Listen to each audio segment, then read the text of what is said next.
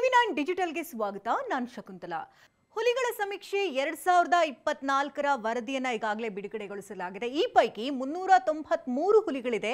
ಅಂದ್ರೆ ಕಳೆದ ಬಾರಿಗೆ ಗಮನಿಸುವುದಾದ್ರೆ 15 ಹುಲಿಗಳು ಕಮ್ಮಿಯಾಗಿದೆ. ಈ ರೀತಿ ಗಣನೀಯವಾಗಿ ಹುಲಿಗಳ ಸಂಖ್ಯೆಯಲ್ಲಿ ಕಡಿಮೆ ಆಗೋದಾದ್ರೂ ಯಾವ ಕಾರಣಕ್ಕೆ? ಇನ್ನು ಹುಲಿಗಳ ಗಣತಿಯನ್ನ ಹೇಗೆ ಮಾಡಲಾಗುತ್ತೆ? ಇದೆಲ್ಲದರ ಬಗ್ಗೆ ಸಂಪೂರ್ಣ ಮಾಹಿತಿಯನ್ನು ಕೊಡೋದಕ್ಕೆ ವನ್ಯಜೀವಿ ತಜ್ಞರಾಗಿರ್ತಕ್ಕಂಥ ಜೋಸೆಫ್ ಹೂವರ್ ಅವರು ನಮ್ಮೊಟ್ಟಿಗೆ ಜಾಯಿನ್ ಆಗಿದ್ದಾರೆ. ಸರ್ ನಮಸ್ತೆ. ನಮಸ್ಕಾರ ಮೇಡಮ್, ಹೇಳಿ ಮೇಡಮ್. ಸರ್, ಹಿಂದೆಲ್ಲ ನಾವು ನೋಡಿದಂತೆ ಅಂದ್ರೆ ಈಗ ಹುಲಿ ಸಮೀಕ್ಷೆ ಅಥವಾ ಪ್ರಾಣಿಗಳ ಸಮೀಕ್ಷೆ ಮಾಡ್ತಾರೆ ಅಂದ್ರೆ ಅದರ ಕಾಲಿನ ಹೆಜ್ಜೆ ಗುರುತುಗಳಾಗಿರಬಹುದು, ಆ ರೀತಿ ನಡೀತಾ ಇತ್ತು. ನಂತರದಲ್ಲಿ ಆಧುನಿಕತೆ ಮುಂದುವರಿತಾ ಇದ್ದಂತೆ ಈಗ ಸ್ಟ್ರೈಪ್ಸ್ ಅಲ್ಲಿ ಗೊತ್ತಾಗುತ್ತೆ ಅಂತ ಹೇಳ್ತಾರೆ. ಅಂದ್ರೆ ಯಾವ ರೀತಿಯಾಗಿ ಈ ಹುಲಿಗಳ ಸಮೀಕ್ಷೆಯನ್ನ ನಡೆಸಲಾಗುತ್ತೆ ಸರ್? ನೀವ್ ಹೇಳ್ದಂಗೆ ಮುಂಚೆ ಪಗ್ಮಾಕ್ ಇದ್ ಮಾಡ್ತಿದ್ರು, ಅದು ನೋಡಿ ಇಷ್ಟು ಹುಳಿ ಇದೆ ಅಂದ್ಬಿಟ್ಟು. ಈಗ ಎಸ್ಟಿಮೇಟ್ಸ್ ಏನಾಗ್ತಿದೆ ಅಂದ್ರೆ ಕ್ಯಾಮೆರಾ ಟ್ರಾಪ್ ಇಂದ ಮಾಡ್ತಾರೆ. ಆಮೇಲೆ ಸ್ಕ್ಯಾಟ್ ಅನಾಲಿಸಿಸ್ ಮಾಡ್ತಾರೆ, ಮಾಲಿಕ್ಯುಲರ್ ಬಯಾಲಜಿ ಯೂಸ್ ಮಾಡಿ ಇಂತಿಂತ ಟೈಗರ್ ಈ ರೇಂಜ್. ಒಂದ್ ಏನಾಗುತ್ತೆ, ಟೈಗರ್ಗೊಂದು ಟೆರಿಟರಿ ಇರುತ್ತೆ, ಅದೇ ಜಾಗ ಓಡಾಡತ್ತದು.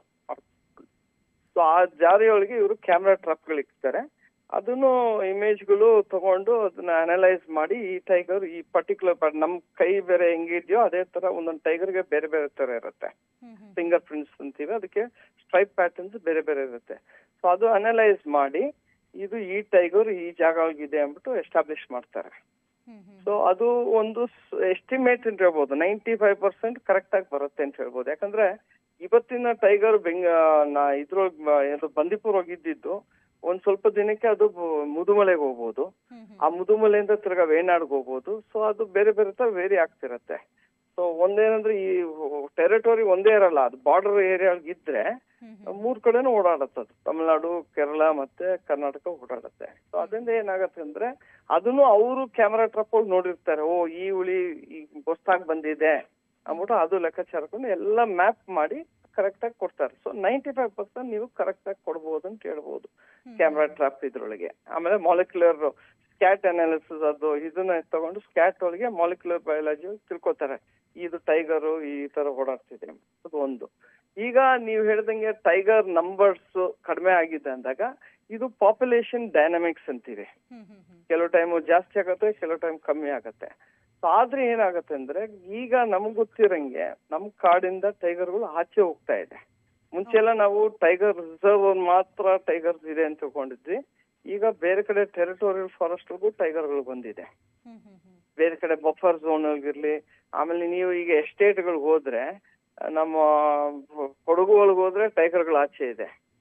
ಸೊ ನಮಗೆ ಲಾಸ್ಟ್ ಇಯರ್ ಬಂದಿರೋ ಮಾಹಿತಿ ಒಳಗೆ ಒಂದ್ ಅಟ್ಲೀಸ್ಟ್ 24 ಟೈಗರ್ಗಳು ಆಚೆ ಇದೆ, ಟೈಗರ್ ರಿಸರ್ವ್ ಕಿನ್ನ ಆಚೆ ಇದೆ ಅಂತ ಬಂದಿದೆ.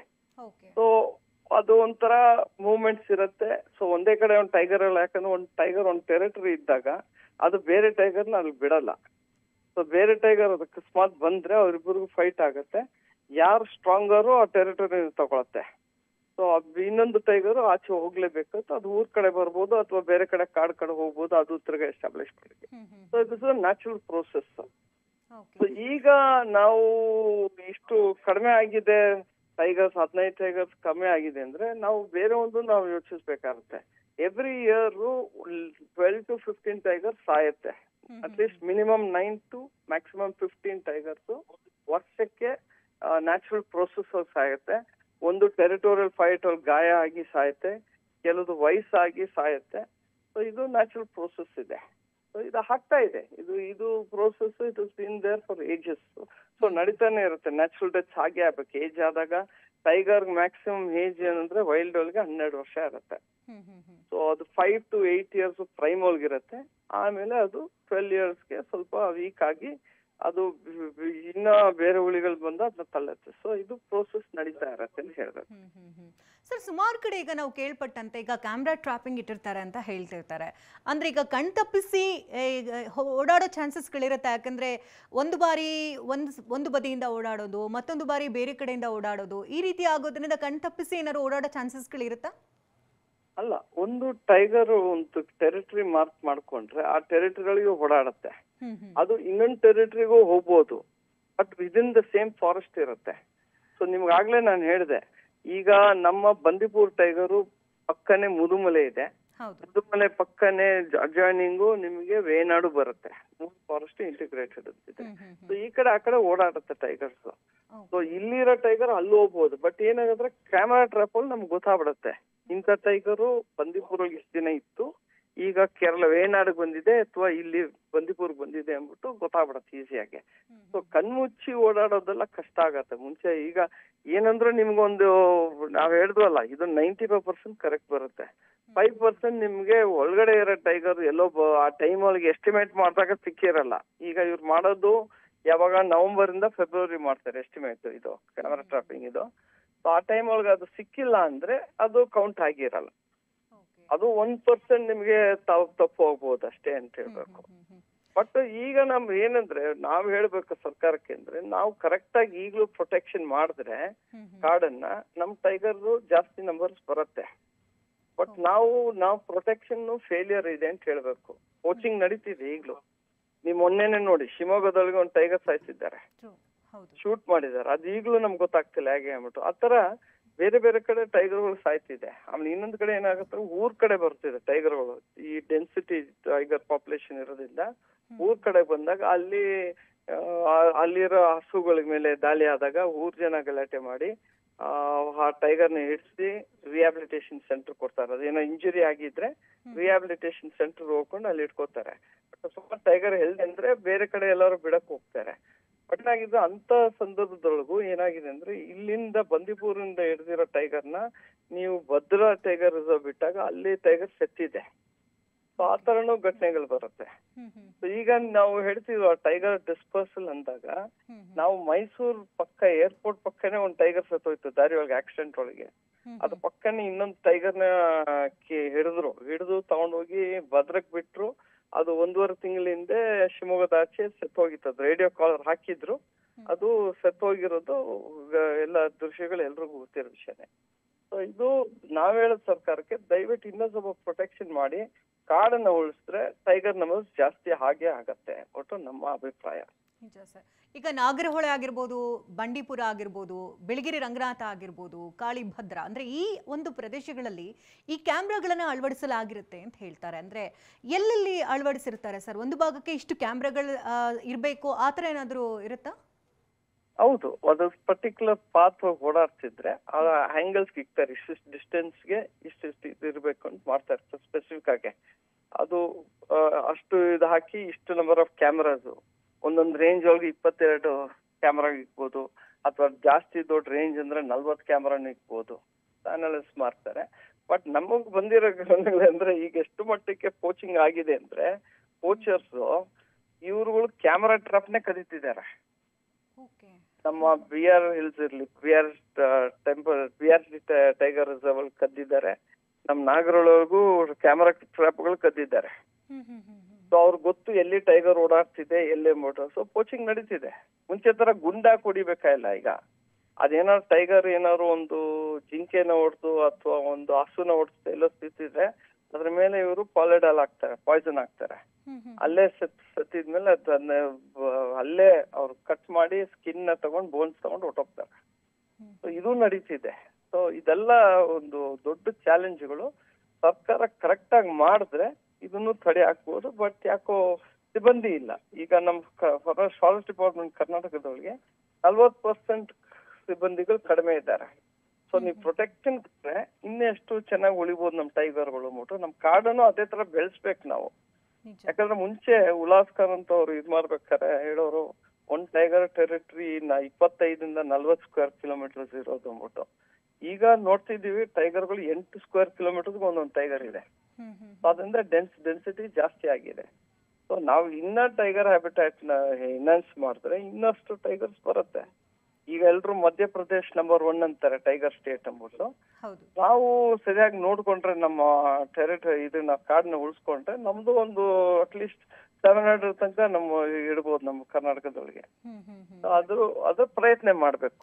ಫಾರೆಸ್ಟ್ ಡಿಪಾರ್ಟ್ಮೆಂಟ್ ರೆಸ್ಪಾನ್ಸಿಬಿಲಿಟಿ ಇದೆ, ಗವರ್ಮೆಂಟ್ ರೆಸ್ಪಾನ್ಸಿಬಿಲಿಟಿ ಇದೆ. ಒಂದು 2 ವರ್ಷಗಳ ಹಿಂದೆ ಸರ್, ಈಗ ರಣಥಂಬೋಲ್ನಲ್ಲಿ 30ಕ್ಕೂ ಹೆಚ್ಚು ಟೈಗರ್ಗಳು ಕಾಣೆಯಾಗಿದ್ವು. ಅಂದರೆ ಸಾಕಷ್ಟು ರೀತಿ ಹೋರಾಟಗಳು ಕೂಡ ಆಯಿತು. ಈಗ ನಮ್ಮ ರಾಜ್ಯದಲ್ಲಿ ನೋಡಿದ್ರೆ ಕೇವಲ 15 ನೀವು ಹೇಳಿದಂತೆ ಈಗ ಟೆರಿಟೋರಿಯಲ್ ಫೈಟ್ ಆಗಿರ್ಬೋದು, ಏಜ್ನ ಆಧಾರದ ಮೇಲೆ ಅಥವಾ ಗಾಯ ಆದಂಥ ಸಂದರ್ಭದಲ್ಲಿ ಪೋಚರ್ಸ್ ಅಂತ ಕೂಡ ಹೇಳಿದ್ರಿ. ಅಂದರೆ ಸಂಖ್ಯೆ ಸ್ವಲ್ಪ ಕಡಿಮೆ ಇದೆ, ಬಟ್ ಮುಂದಿನ ದಿನಮಾನಗಳಲ್ಲಿ ಹೆಚ್ಚಾಗ್ಬೋದಾ ಆ ಒಂದು ಆತಂಕ ಕೂಡ ಎದುರಾಗುತ್ತಲ್ವಾ? ಅಲ್ಲ, ನಮ್ದು ಪ್ರಾಪರ್ ಪ್ರೊಟೆಕ್ಷನ್ ಇದ್ರೆ ಮೇಡಮ್ ಡೆಫಿನೆಟ್ ಆಗಿ ಇನ್ಕ್ರೀಸ್ ಆಗತ್ತೆ. ಅದು ಪೊಟೆನ್ಶಿಯಲ್ ಇದೆ ಕರ್ನಾಟಕದ, ಯಾಕಂದ್ರೆ ಪ್ರೇ ಡೆನ್ಸಿಟಿ ಚೆನ್ನಾಗಿದೆ. ಪ್ರೇ ಇದ್ದಷ್ಟು ಟೈಗರ್ ಪಾಪ್ಯುಲೇಷನ್ ಜಾಸ್ತಿ ಇರುತ್ತೆ. ನಾವು ಚೆನ್ನಾಗಿ ರಕ್ಷಣೆ ಕೊಟ್ರೆ ಜಿಂಕೆಗಳನ್ನ ಎಲ್ಲ ಪ್ರೇ ಸ್ಪೀಶೀಸ್ ಅಂತೀವಿ. ಜಿಂಕೆ, ಸಾಂಬಾರ್ ಡಿಯರು, ಗಾರ್, ಮತ್ತೆ ಇಂಡಿಯನ್ ಬೈಸನ್, ಮತ್ತೆ ಹಂದಿ, ವೈಲ್ಡ್ ಪಿಗ್, ಅದನ್ನೆಲ್ಲ ನಾವು ಪ್ರೊಟೆಕ್ಷನ್ ಕೊಟ್ರೆ ಡೆಫಿನೆಟ್ ಆಗಿ ಟೈಗರ್ ನಂಬರ್ ಇನ್ಕ್ರೀಸ್ ಆಗೇ ಆಗತ್ತೆ. ನಮ್ ಪೊಟೆನ್ಶಿಯಲ್ ಇದೆ ಕರ್ನಾಟಕದ. ನಿಮಗೆ ಮಿನಿಮಮ್ 700 ಅಲ್ಲ, 1000 ತನಕನೂ ನಾವು ಟೈಗರ್ಸ್ ನೋಡ್ಕೋಬಹುದು. ಬಟ್ ಪ್ರೊಟೆಕ್ಷನ್ ಬೇಕು. ಈಗ ನಮ್ಗೆ ಲಾಸ್ಟ್ ಹೋಪ್ ಇರೋದು ನಮ್ಮ ವೆಸ್ಟರ್ನ್ ಘಾಟ್ಸ್. ವೆಸ್ಟರ್ನ್ ಘಾಟ್ ಉಳಿಸಿದ್ರೆ, ಅಲ್ಲಿ ಪ್ರೊಟೆಕ್ಷನ್ ಕೊಟ್ರೆ, ಪ್ರೇ ಡೆನ್ಸಿಟಿ ಇನ್ಕ್ರೀಸ್ ಆದ್ರೆ ನಾವು ಧಾರಾಳವಾಗಿ ಅಟ್ಲೀಸ್ಟ್ ಅಬೌಟ್ 900 to 1000 ಟೈಗರ್ಸ್ ಇರುತ್ತೆ ನಮ್ಮ ಕರ್ನಾಟಕ ಧೈರ್ಯವಾಗಿ ಹೇಳ್ಬೋದು. ಬಟ್ ಅದಕ್ಕೆ ಪ್ರಯತ್ನ ಮಾಡ್ಲೇಬೇಕಾಗಿರುತ್ತೆ. ಈಗ ನಮ್ಮ ಕರ್ನಾಟಕದಲ್ಲಿ ಮಟ್ಟಿಗೆ ನೋಡೋದಾದ್ರೆ ಸರ್ 400ಕ್ಕೂ ಹೆಚ್ಚು ಹುಲಿಗಳಿದೆ ಅಂತ ಹೇಳ್ತಾರೆ.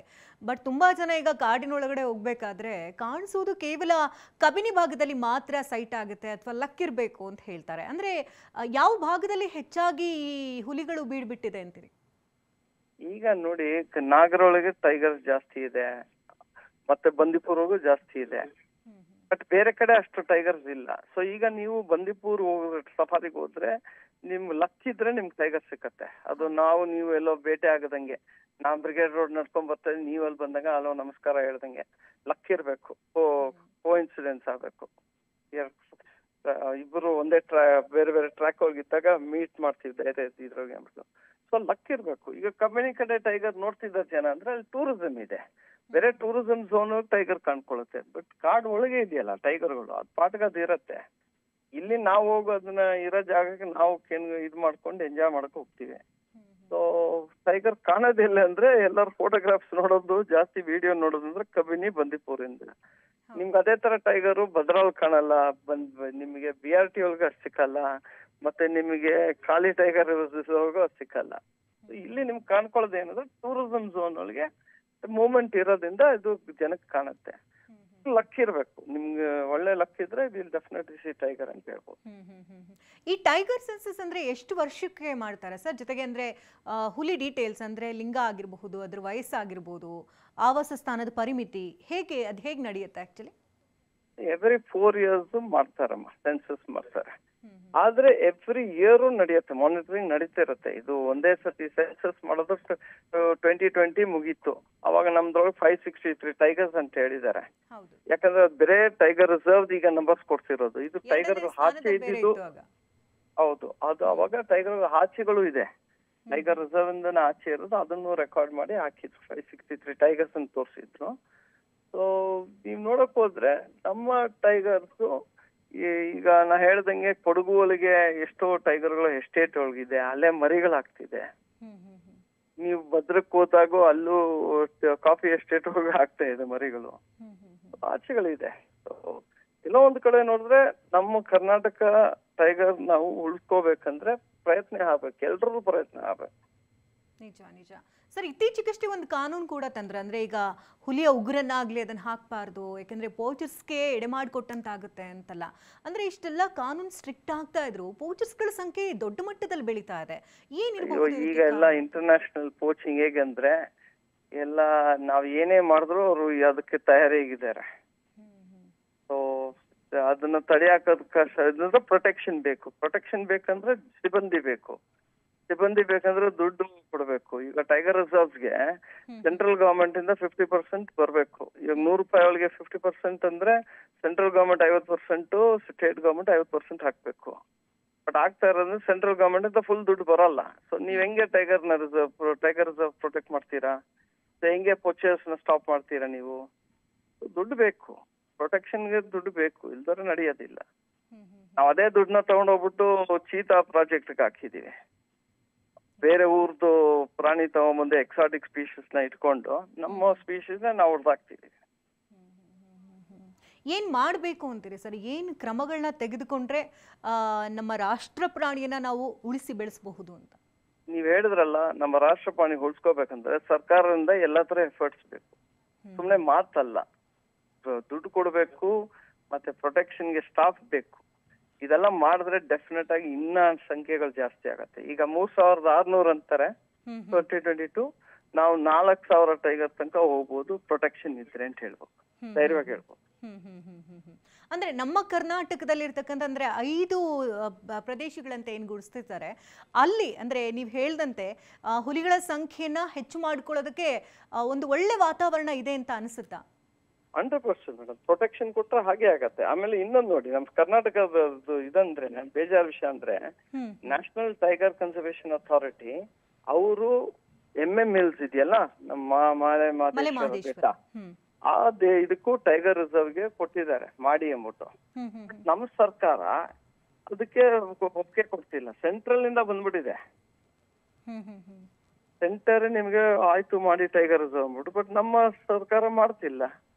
5 ವರ್ಷದಿಂದ ಫೈಲು ಚೀಫ್ ಮಿನಿಸ್ಟರ್ ಆಫೀಸರ್ ಕೂತಿದೆ. ಸೊ ನೀವು ಅಲ್ಲೂ ಪ್ರೊಟೆಕ್ಷನ್ ಕೊಟ್ರೆ ನಿಮ್ಗೆ ನೋಡಿ ಅಲ್ಲೂ ಟೈಗರ್ಸ್. ಈಗ ನಮ್ ಬನ್ನಾರ್ಘಟ್ಟದ ಟೈಗರ್ ಇದೆ ನೋಡಿ, ಹೌದು, ಬನ್ನಾರ್ಘಟ್ಟ ಟೈಗರ್ ಇದೆ, ಅದು ಟೈಗರ್ ರಿಸರ್ವ್ ಅಲ್ವೂ ಅಲ್ಲ. ಅದು ನಿಮ್ BRT ಒಳಗೂ, ಐ ಮೀನ್ MMLs ಹೋಗು 12-20 ಟೈಗರ್ ಅಂತಾರೆ. ಅದೇ ಕಾವೇರಿ ವೈಲ್ಡ್ ಸ್ಯಾಂಕ್ಚುರಿಗೂ ಟೈಗರ್ ಇದೆ. ಸೊ ಪ್ರೊಟೆಕ್ಷನ್ ಕೊಟ್ರೆ ಆಗತ್ತೆ. ಇದು MMLs ನ ನೀವು ಟೈಗರ್ ರಿಸರ್ವ್ ಯಾಕೆ ಮಾಡಬಾರ್ದು? ಮಾಡ್ಬೇಕು. ಸರ್ಕಾರ, ಸೆಂಟ್ರಲ್ ಗವರ್ಮೆಂಟ್ ಒಪ್ಪಿಗೆ ಬಂದಿದ್ಮೇಲೆ ನಮ್ಮ ರಾಜ್ಯ ಸರ್ಕಾರ ಯಾಕೆ ಮಾಡ್ತಿಲ್ಲ? ಮಾಡ್ಬೇಕಲ್ವಾ? ಅದನ್ನ ಯೋಚಿಸ್ಕೊಂಡು ಕೂತಿದ್ದಾರೆ. ಅವಾಗ ನಿಮ್ಗೆ ಎಕ್ಸ್ಟ್ರಾ ಅಮೌಂಟ್ ಬರುತ್ತೆ ಅಷ್ಟೇ ಇದರಿಂದ, ಸೆಂಟ್ರಲ್ ಇಂದ ರಿಸರ್ವ್ಗೆ. ಇದೆಲ್ಲ ಪ್ರಯತ್ನ ಆದ್ರೆ ಡೆಫಿನೆಟ್ ಆಗಿ ಕರ್ನಾಟಕ ನಂಬರ್ 1 ಆಗ್ಬೋದು ಅಂದ್ಬಿಟ್ಟು ನಾನು ಧೈರ್ಯವಾಗಿ ಹೇಳ್ಬೋದು. ಯಾಕಂದ್ರೆ ನಮ್ಮ ಹತ್ರ ಇದೆ, ಕಾಡುಗಳು ಚೆನ್ನಾಗಿದೆ. ಅದು ಕಾಡನ್ನ ಉಳಿಸ್ಕೊಂಡಿದ್ರೆ ಡೆಫಿನೆಟ್ ಆಗಿ ಪ್ರೊಟೆಕ್ಷನ್ ಕೊಟ್ರೆ ಟೈಗರ್ ನಂಬರ್ಸ್ ವಿಲ್ ಇನ್ಕ್ರೀಸ್ ಅಂತ ಧೈರ್ಯವಾಗಿ ಹೇಳ್ಬೋದು. ಈ 400 ಹುಲಿಗಳ ಸಂಖ್ಯೆ ಅಂತ ಏನ್ ಹೇಳ್ತಾರೆ ಸರ್, ಇದರಲ್ಲಿ ಪುಟ್ಟ ಪ್ರಾಣಿಗಳು ಕೂಡ ಸೇರ್ಕೊಂಡಿರುತ್ತಾ? ಅಂದ್ರೆ ಮರಿಗಳ ಲೆಕ್ಕಾಚಾರಗಳು ಕೂಡ ಸೇರ್ಕೊಂಡಿರುತ್ತಾ? ಅಲ್ಲ, ಮರಿಗಳ ಲೆಕ್ಕಾಚಾರ ಹಾಕಕ್ಕೆ ಇಲ್ಲ. ಆಕ್ಚುಲಾಗಿ ಒಂದ್ ಸೆನ್ಸಸ್ ಅವ್ರಿಗೆ ಸೆಂಟ್ರಲ್ ಗವರ್ಮೆಂಟ್ 1 year ಕಪ್ಸ್ ಲೆಕ್ಕ ಹಾಕೊಂಡ್ಬಿಟ್ಟಿದ್ರು. ಅದು ತಪ್ಪು ಮಾಡಿದವರು. ಬಟ್ ನಾರ್ಮಲ್ ಆಗಿ 2 ವರ್ಷ ತನಕ ಟೈಗರ್ ಮರಿಗಳನ್ನ ಎಣಿಸ್ಕೋಬಾರ್ದು. ಯಾಕಂದ್ರೆ ಸರ್ವೈವಲ್ ಬಹಳ ಕಷ್ಟ ಕಾಡೊಳಗೆ. ಈಗ 4 ಮರಿ ಇದ್ರೆ 2 ಉಳ್ಕೊಳ್ಳೋದು ಬಹಳ ಕಷ್ಟ.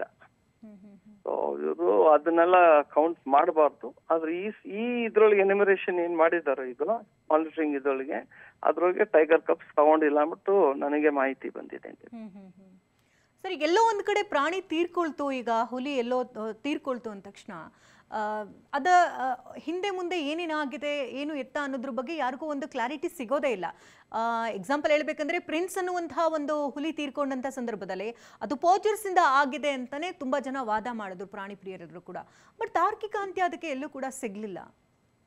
ಅಲ್ಲ, ಅದು ಪ್ರಿನ್ಸ್ ಅದು ಸೆತ್ತೋಗಿದ್ಮೇಲೆ, ವಯಸ್ಸಾಗಿತ್ತು, ಸೆತ್ತೋಗಿದ್ಮೇಲೆ ಅದು ಇದನ್ನ ಕತ್ತರಿಸ್ಕೊಂಡು ತಗೊಂಡೋಗ್ಬಿಟ್ಟಿದ್ರು, ಕ್ಲಾನ. ಹಲ್ಲುಗಳು ಕತ್ಕೊಂಡು ಹೋಗ್ಬಿಟ್ಟಿದ್ರು, ಹಲ್ಲುಗಳು ಬ್ಲಂಟ್ ಆಗಿದ್ರು, ತಗೊಂಡೋಗಿದ್ರು. ಬಟ್ ನೀವು ಒಳ್ಳೆ ಪ್ರಶ್ನೆ ಕೇಳಿದ್ರಿ. ನಾವು ಹೇಳೋದಂದ್ರೆ, ಈಗ ಒಂದು ಕೋಚಿಂಗ್ ಆಗಿದೆ ಇಲ್ಲಿ ಶಿವಮೊಗ್ಗದೊಳಗೆ, ಅಂಬ್ಲಿಗೋಲ ಅಂದ್ಬಿಟ್ಟು ವಿಲೇಜ್ ಒಳಗೆ ಒಂದು ಕೋಚಿಂಗ್ ಆಗಿದೆ. ಅವರು ನಮಗೆ ಫಸ್ಟ್ ಮಾಹಿತಿ ಕೊಟ್ಟಿದ್ದೇನು ಫಾರೆಸ್ಟ್ ಡಿಪಾರ್ಟ್ಮೆಂಟ್, ಇಲ್ಲ ಇದು ನ್ಯಾಚುರಲ್ ಫೈಟ್ ಅಂತ ಹೇಳ್ತಾರೆ, ಟೆರಿಟೋರಿಯಲ್ ಫೈಟ್ ಅಂದ್ಬಿಟ್ಟು. ಬಟ್ ಅವರು ತಪ್ಪು ಮಾಹಿತಿ ಕೊಟ್ರು. ನಾವೆಲ್ಲ ಕೇಳಿದಾಗ ಟೆರಿಟೋರಿಯಲ್ ಫೈಟ್ ಇದ್ರೆ ಗಾಯ ಆಗಿರ್ಬೇಕು ಪ್ರಾಣಿಗೆ. ಯಾವ ಪ್ರಾಣಿಗೆ, ಟೈಗರ್ಗೆ ಯಾವ ಗಾಯಗಳು ಇರ್ಲಿಲ್ಲ ಎಕ್ಸೆಪ್ಟ್ 2 bullet wounds ಕುತ್ತಿಗೆಗೆ. ಸೊ ಇವ್ರು ಫಸ್ಟ್ ಕ್ಲೀನ್ ಆಗಿ ಬರ್ಬೇಕು, ನ್ಯಾಯವಾಗಿ ಹೇಳ್ಬೇಕು. ಬಚ್ಚಿಕೊಂಡ್ರೆ ಇದು ಅರ್ಧಕ್ಕರ್ಧ ಟೈಮ್ ಇವರು ಸುಮ್ನೆ ನ್ಯಾಚುರಲ್ ಡೆತ್ ಅಂತಾರೆ. ಕೆಲವು ಟೈಮು ಕೋಚಿಂಗ್ ನಡೆದಿರುತ್ತೆ, ಅದನ್ನ ಇವರು ಕರೆಕ್ಟ್ ಮಾಡ್ಬೇಕು ಅಂದ್ಬಿಟ್ಟು ನಮ್ಮ ಫಾರೆಸ್ಟ್ ಡಿಪಾರ್ಟ್ಮೆಂಟ್ ಸ್ವಲ್ಪ ಯಾರು ಹೇಳ್ಕೊಡ್ಬೇಕು ಅವ್ರಿಗೆ. ಆಗಿದೆ, ನೀವೇನ್ ಮಾಡಕ್ ಆಗಲ್ಲ, ನಿಜ ಆದ್ರೆ ಹೇಳಿ ಅಂತ ಹೇಳ್ಬೇಕು, ಧೈರ್ಯವಾಗಿ ಹೇಳ್ಬೇಕು. ಅಂದ್ರೆ ಆಕ್ಸಿಡೆಂಟ್ ಆದಂತ ಸಂದರ್ಭದಲ್ಲಾಗಿರ್ಬೋದು, ಕೆಲವೊಮ್ಮೆ ಪೋಚರ್ಸ್ ಇಂದ ಆಗಿರುವಂತಹ ತೊಂದರೆಗಳಿಂದ ಎಷ್ಟೋ ಬಾರಿ ಹುಲಿಗಳು ತೀರ್ಕೊಂಡಿರುತ್ತೆ. ಅಂದ್ರೆ ಅವ್ರಿಗೆಲ್ಲ ಒಂದು ಬಿಸಿ ಮುಟ್ಸ್ಬೇಕಾಗಿದೆ. ಯಾಕಂದ್ರೆ ಬೇಕಾಬಿಟ್ಟಿಯಾಗಿ ಗುಂಡು ಹೊಡಿತಾರೆ. ಕೇವಲ ಹುಲಿ ಅಂತಾನೆ ಅಲ್ಲ, ಸಾಕು ಕಾಡಲ್ಲಿರುವಂತಹ ಪ್ರಾಣಿಗಳೇನಾದ್ರೂ ತಮ್ಮ ತೋಟದ ಹತ್ರನೋ ಎಲ್ಲೋ ಬಂತು ಅಂದ್ರೆ ತಕ್ಷಣ ಗನ್ನೆತ್ಕೊಳ್ತಾರೆ. ಹೌದು, ಈಗ ನಮ್ಮ ಕೆಲವು ಇವ್ರುಗಳು ಮಿನಿಸ್ಟರ್ಗಳು MLAಗಳು ಹೇಳ್ತಿದ್ದಾರೆ, ಆನೆ ಬಂದ್ರೆ ಹುಲಿ ಬಂದ್ರೆ ಗುಂಡಾಕ್ಬಿಡಿ ಅಂತಾರೆ ಧೈರ್ಯವಾಗಿ. ಅವ್ರಿಗೆಲ್ಲ ನಾವ್ ಹೇಳ್ಬೇಕು, ದಯವಿಟ್ಟು ಇದೆಲ್ಲ ಆ ತರ ಮಾತಾಡಬಾರ್ದು. ಪಬ್ಲಿಕ್ ಒಳಗೆ ಈ ತರ ಹಿಂಗ್ ಮಾಡಿದ್ರೆ ಲೀಡರ್ಸ್ ಎಲ್ರು ಮಾಡ್ತಾರೆ, ಅದ್ ನಿಲ್ಸ್ಬೇಕು. ಬಟ್ ಇನ್ನೊಂದು ನೀವ್ ಹೇಳಿದ್ರಲ್ಲ ಈಗ ಕದ್ದು ಮುಚ್ಚಿ ಆಗ್ತಿದೆ ಅಂದ್ಬಿಟ್ಟು, ನಮ್ ಫಾರೆಸ್ಟ್ ಡಿಪಾರ್ಟ್ಮೆಂಟ್ ಒಳಗೆ ಒಂದು ಇಶ್ಯೂ ಇದೆ. ನಾವು ಮೊಲಿಯೂರ್ ರೇಂಜ್ ಒಳಗೆ ಒಂದು ಟೈಗರ್ ಸತ್ತಿತ್ತು, ಅದನ್ನ ತಗೊಂಡು ಹೂನ್ ಹಾಕ್ಬಿಟ್ರು ಯಾರಿಗೂ ಗೊತ್ತಿಲ್ದರಂಗೆ. ಆ ಮಾಹಿತಿ ಕೊಟ್ರು ನಮ್ ಫಾರೆಸ್ಟ್ ಡಿಪಾರ್ಟ್ಮೆಂಟ್ ಏನು ಮಾಡಿಲ್ಲ ಮೇಡಮ್. ಇದನ್ನ ದಯವಿಟ್ಟು ನಿಮ್ಮ ಚಾನೆಲ್ ಇಂದ ತಗೊಂಡು ಅದನ್ನ ಇದು ಮಾಡ್ಬೇಕು.